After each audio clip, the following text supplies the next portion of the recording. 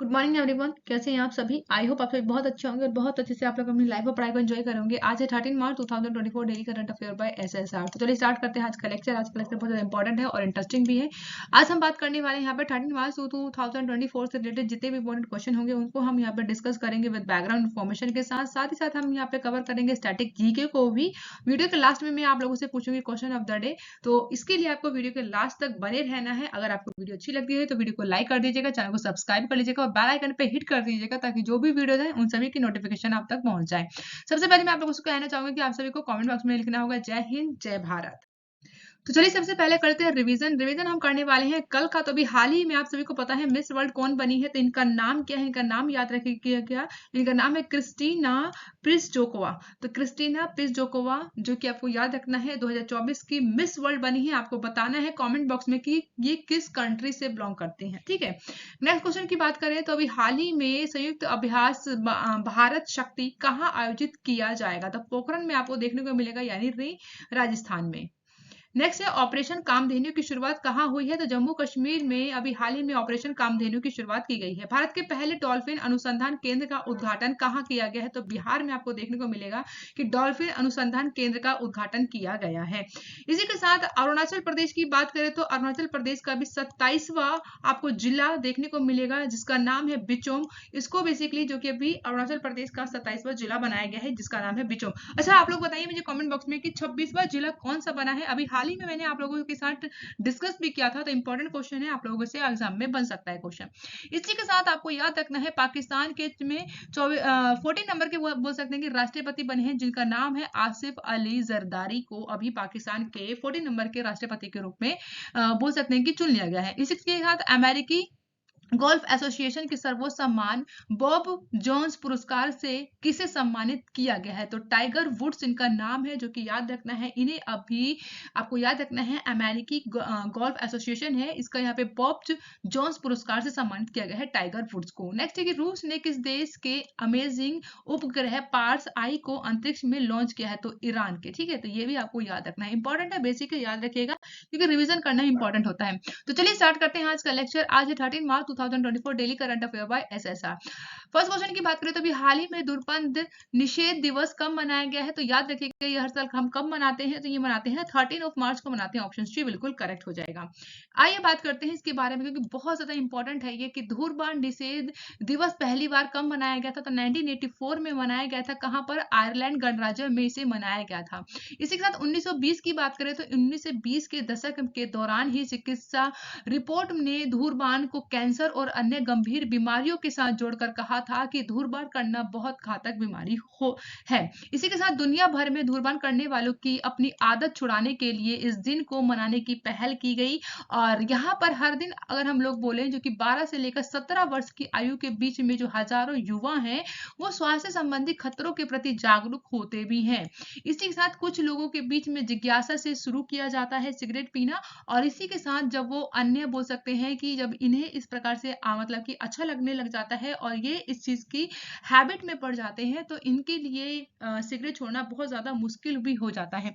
लेकिन इसके लिए ही बोल सकते हैं कि कई देशों के साथ मिलकर काम किया जा रहा है कि किस प्रकार से हम लोगों के द्वारा जो कि धूम्रपान को छुड़ा सकते हैं।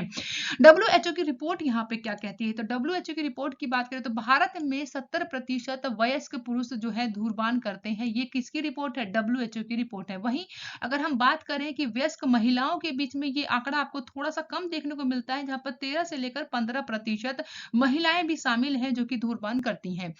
नेक्स्ट है ग्लोबल बाइडन ऑफ डिजीज की बात करें तो इसमें अध्ययन किया गया जिसमें बताया गया कि नवीनतम जो कि अनुमान लगाया गया है। इसमें बताया गया कि 2015 में दुनिया भर में 6.4 मिलियन जो कि मौतें होती हैं वो 11% से अधिक है। ये बात बताई गई किसके द्वारा, ग्लोबल बर्डन ऑफ डिजीज के द्वारा।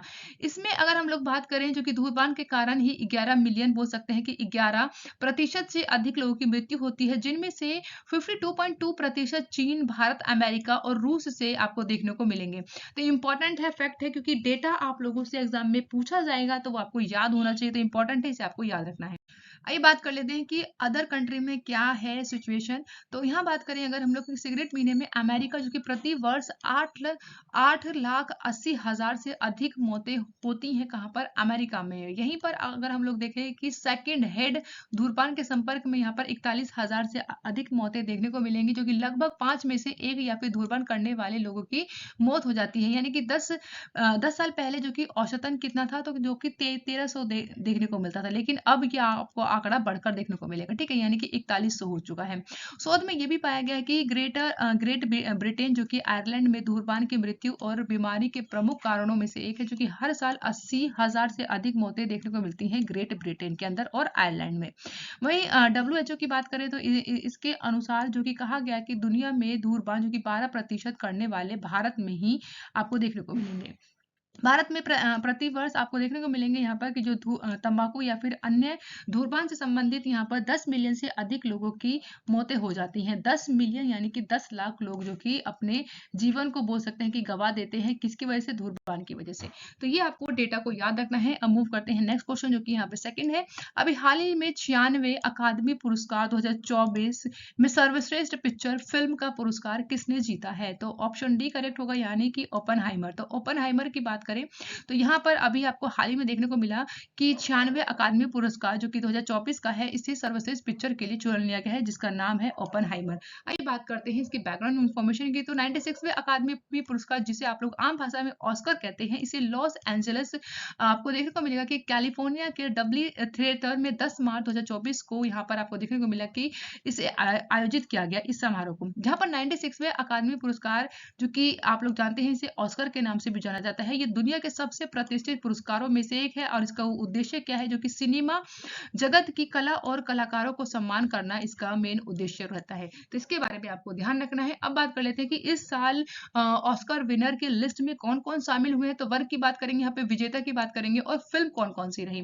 तो सर्वश्रेष्ठ फिल्म अगर हम लोग बात करें कि पिक्चर कौन सी है, तो ओपनहाइमर है, और फिल्म भी आपको यहाँ पे ओपनहाइमर ही देखने को मिलेगा। सर्वश्रेष्ठ पुरुष अभिनेता की बात करें तो इनका नाम है किलियन मर्फी, जो कि आपको ओपनहाइमर के देखने के मिलेंगे। इसी के साथ सहायक भूमिका में सर्वश्रेष्ठ पुरुष अभिनेता की बात करें तो इनका नाम क्या है? रॉबर्ट डाउनी जूनियर, जो कि ओपनहाइमर से ही है। इन्हें भी आपको देखने को मिलेगा, जिन्हें बोल सकते हैं कि ऑस्कर अवार्ड दिया गया। सर्वश्रेष्ठ अभिनेत्री कौन रही? तो इनका नाम है एमा स्टोन, ठीक है, इनका नाम याद रखना, जो कि आपको देखने को मिलेंगी कौन सी फिल्म से संबंधित है? तो पुअर थिंग्स से संबंधित है। वहीं सहायक भूमिका में सर्वश्रेष्ठ अभिनेत्री का किरदार किन्होंने निभाया है और विनर रही है, इनका नाम है द वाइन जोए रेडोल्फ, ठीक है, और इनकी फिल्म का क्या नाम रहा है? तो द होल्ड ओवर इनके फिल्म का नाम रहा है। इसी के साथ सर्वश्रेष्ठ निदेशक भी आपको ओपनहाइमर को ही देखने को मिलेगा, फिल्म के निदेशक है। इनके विजेता की बात करें तो इनका नाम है क्रिस्टोफर नोलन। नेक्स्ट बात करें कि सर्वश्रेष्ठ एनिमेटेड पिक्चर फिल्म कौन सी रही, तो ये फिल्म रही है the boy and the Heron, ठीक है, इसके बारे में याद रखिएगा। अब बात कर लेते हैं सर्वश्रेष्ठ मेकअप और हेयर स्टाइल के लिए किसे चुना गया है ऑस्कर के लिए, तो पुअर थिंग्स के लिए दिया गया है। वहीं सर्वश्रेष्ठ मूल स्कोर की बात करें तो बॉर्बी फिल्म के लिए मिला गया है, what was is made for, यहाँ पे आपको देखने को मिलेगा। और सर्वश्रेष्ठ यहाँ पे आपको देखने को मिलेगा कि प्रोडक्शन डिजाइन जो कि ओपनहाइमर को ही चुना गया है। सर्वश्रेष्ठ एनिमेटेड लघु फिल्म की बात करें तो वॉर इज ओवर को चुना गया है। सर्वश्रेष्ठ ध्वनि की बात करें तो द जोन ऑफ इंटरेस्ट, इसके ऊपर भी आपको याद रखना है, तो ये आपको देखने को मिलेगा। यहाँ पे सर्वश्रेष्ठ अगर दृश्य प्रभाव की बात करें तो गॉडजिला -1 को देखने को मिलेगा। तो इंपॉर्टेंट है, याद रखिएगा, क्योंकि एग्जाम में यहाँ से भी क्वेश्चन बन सकते हैं। नेक्स्ट क्वेश्चन की बात करें, अच्छा मैं आप लोगों से कहना चाहती हूँ कि मैंने ऑलरेडी ऑस्कर के ऊपर, ऑस्कर अवार्ड 2024 के ऊपर बेसिकली वीडियो बना दी है, तो आप लोग क्या कर सकते हैं, उस वीडियो को जाकर देख सकते हैं। डिटेल में वहाँ पे डिस्कस किया है और वहाँ पे MCQ भी देखने को मिलेंगे वीडियो क्लास में, तो आप लोग जरूर जाके उस वीडियो को जरूर देखिएगा। अगर आपको वीडियो अच्छी लगे तो वीडियो को लाइक जरूर कर दीजिएगा। नेक्स्ट क्वेश्चन की बात करें जो कि 3rd नंबर का है, अभी हाल ही में पूसा कृषि विज्ञान मेला कहाँ शुरू हुआ है, तो ये आपको देखने को मिलेगा झारखंड में इसकी शुरुआत की गई है। ऑप्शन बी बिल्कुल करेक्ट हो जाएगा। तो एक बात करते हैं इसकी बैकग्राउंड इन्फॉर्मेशन में, जिसका यहाँ पे अगर हम बात करें कि जो ये मेला लगा है पुष्कर मेला, इसका उद्घाटन किन्होंने किया है, तो केंद्रीय कृषि मंत्री हैं अर्जुन मुंडा के द्वारा किया गया है और ये पहली बार ऐसा है जो कि राष्ट्रीय स्तर पर कृषि विज्ञान मेला का आयोजन हो रहा है। और इसकी बात करें जो कि नई दिल्ली में आयोजित होने वाला प्रतिष्ठित पूसा कृषि विज्ञान मेला इस वर्ष जो कि 10 से लेकर 12 मार्च 2024 के दौरान आपको देखने को मिलेगा अल्बर्ट एक्का स्टेडियम, सिमडेगा, झारखंड की धरती पर किया जा रहा है। तो इसलिए इंपॉर्टेंट है, तो इसे आपको याद रखना है। नेक्स्ट क्वेश्चन की बात करें जो कि 4 नंबर का है, अभी हाल ही में भारत की पैरा ओलंपिक समिति की नए अध्यक्ष कौन बनी है, तो इनका नाम है देवेंद्र झाझरिया। देवेंद्र झाझरिया जिन्हें अभी भारत के पैरा ओलंपिक समिति के नए अध्यक्ष के रूप में चुन लिया गया है, जिनकी इमेज देख रहे हैं, इन्हीं का नाम है देवेंद्र झाझरिया। आइए बात करते हैं बैकग्राउंड इन्फॉर्मेशन की, तो 2 बार ओलंपिक स्वर्ण पदक विजेता जिनका नाम है देवेंद्र झाझरिया को भारतीय ओलंपिक समिति के नए अध्यक्ष के रूप में चुन लिया गया है। इनकी अगर बात करें तो ये प्रसिद्ध पैरा एथलीट दीपा मलिक का स्थान लेने वाले हैं। भाला फेंक खिलाड़ी में देवेंद्र झाझड़िया ने 2004 में एथेंस और 2016 में रियो ओलंपिक में F46 विकलांगता श्रेणी में इनके द्वारा स्वर्ण पदक जीता गया। वहीं पीसीआई में अध्यक्ष पद पर एक बात उम्मीदवार के रूप में थे, इसलिए यहाँ पे आपको देखने को मिलेगा देवेंद्र झाझरिया को चुन लिया गया है। सभी अन्य पद अधिकारी जो कि निर्विरोध चुने गए हैं। और झाझरिया की बात करें जो कि राजस्थान के चूरू के भाजपा से टिकट पर आगामी लोकसभा में चुनाव भी लड़ेंगे, ये एक अन्य बात है, आप लोग ऐसा याद रख सकते हैं। अब बात कर लेते हैं देवेंद्र झाझरिया की उपलब्धि के बारे में। तो यह बात करें जो कि टोक्यो पैरा ओलंपिक जो कि 2021 में रजत पदक इनके द्वारा जीता गया, वही 2013 में इनके द्वारा वर्ल्ड चैंपियनशिप में गोल्ड मेडल और 2015 में इनके द्वारा सिल्वर मेडल जीता गया। एशियन पैरा गेम्स की बात करें जो कि 2014 में इनके द्वारा आपको देखने को मिलेगा कि रजत जीता गया, वही पद्म भूषण दिया गया इन्हें 2022 में, और ये प्राप्त करने वाले पहले भारतीय पैरा एथलीट भी बन गए हैं। तो ये इंपॉर्टेंट हो जाएगा यहाँ पे क्वेश्चन। इसके साथ एकमात्र भारतीय जो कि डबल पैरा ओलंपिक स्वर्ण पदक विजेता रहे हैं, ये इंपॉर्टेंट हो जाएगा। नेक्स्ट अगर बात करें जो कि 2017 में इन्हें खेल रत्न और अर्जुन पुरस्कार 2004 में दिया गया, वही पद्मश्री की बात करें तो इन्हें 2012 में इन सभी बोल सकते हैं कि पुरस्कारों से सम्मानित किया गया। तो इंपॉर्टेंट है, इनके द्वारा बहुत सी उपलब्धियों को हासिल किया गया है, तो इससे जो है कि क्वेश्चन बन सकता है, आपको याद रखना है।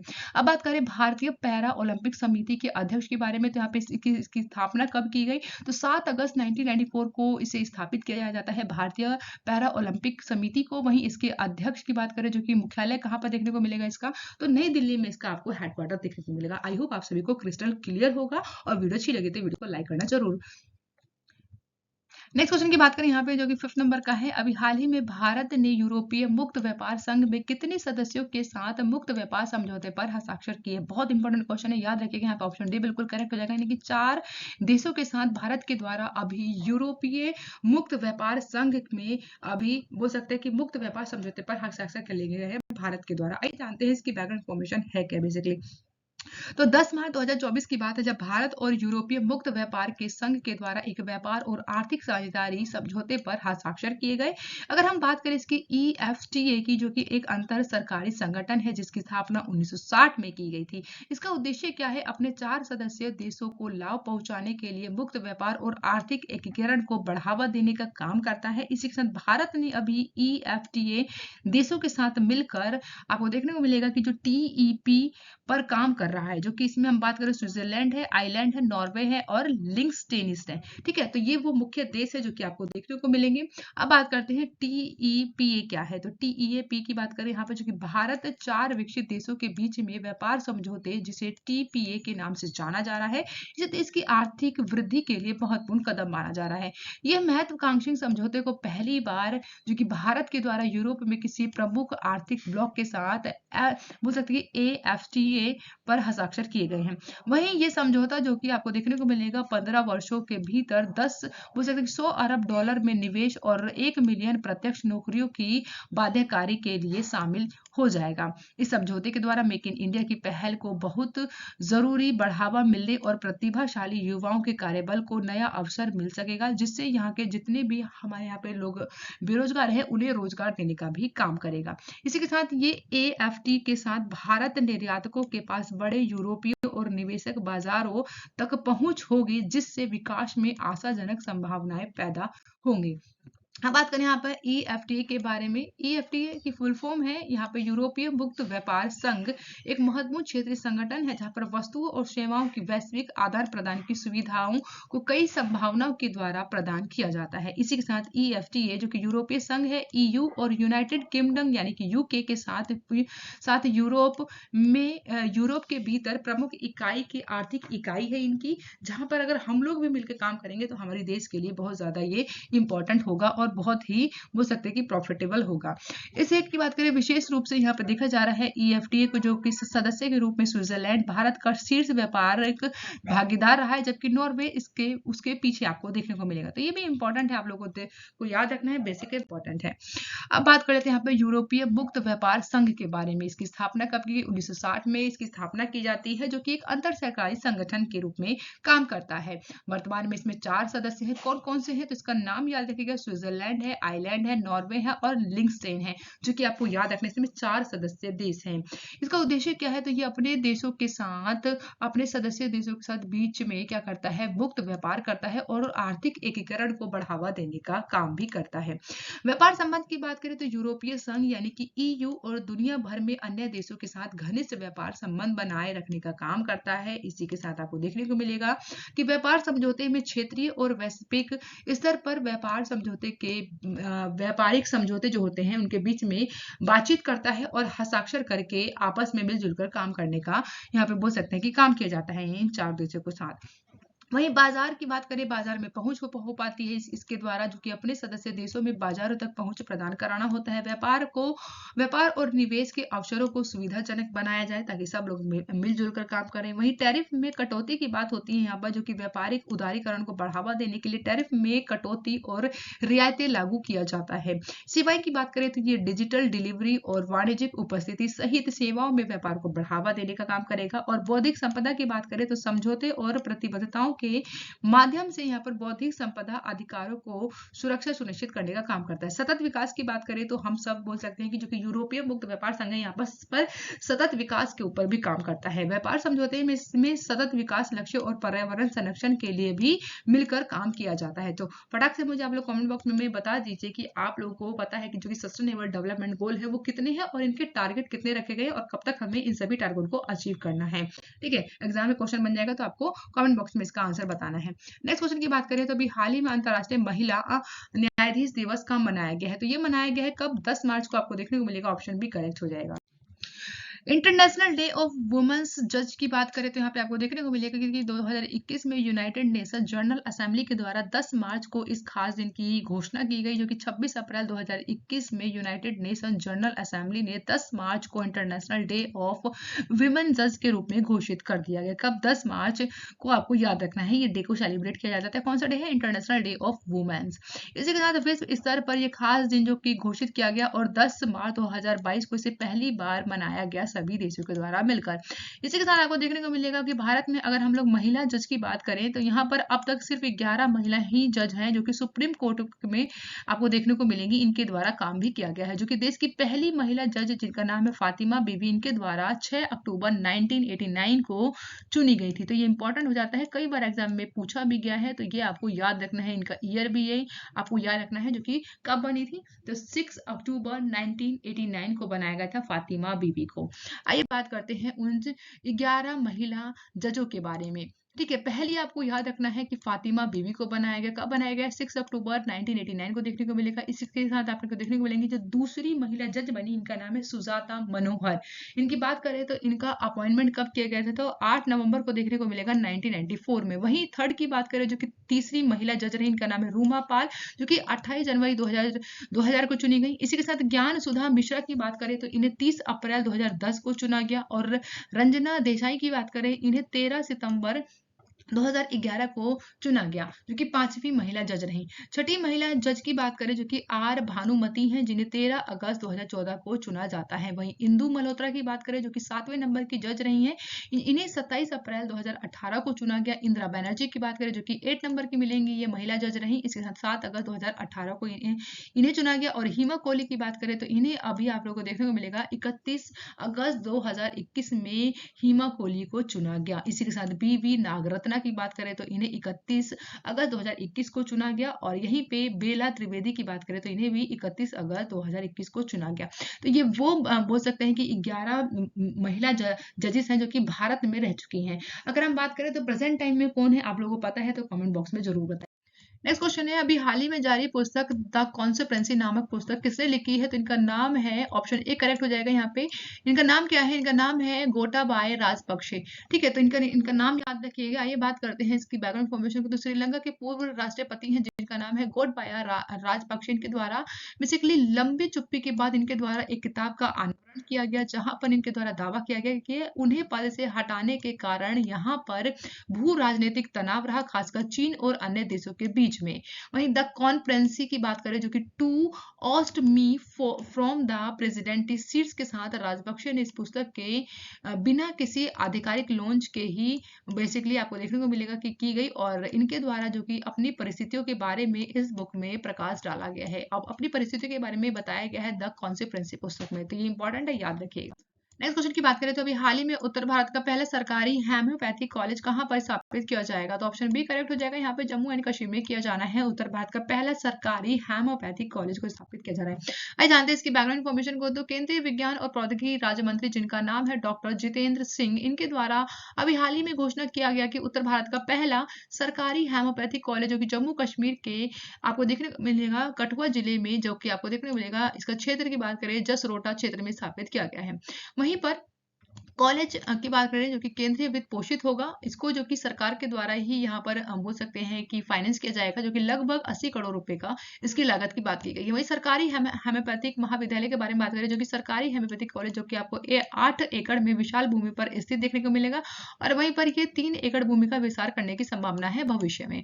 महाविद्यालय में आपको देखने को मिलेगा एक अस्पताल परिसर होगा, कॉलेज का परिसर देखने को मिलेगा, प्रशासनिक इकाई और पुरुष व महिलाओं के विद्यार्थियों के लिए अलग अलग छात्रावास को भी यहाँ पर शामिल किया जाएगा।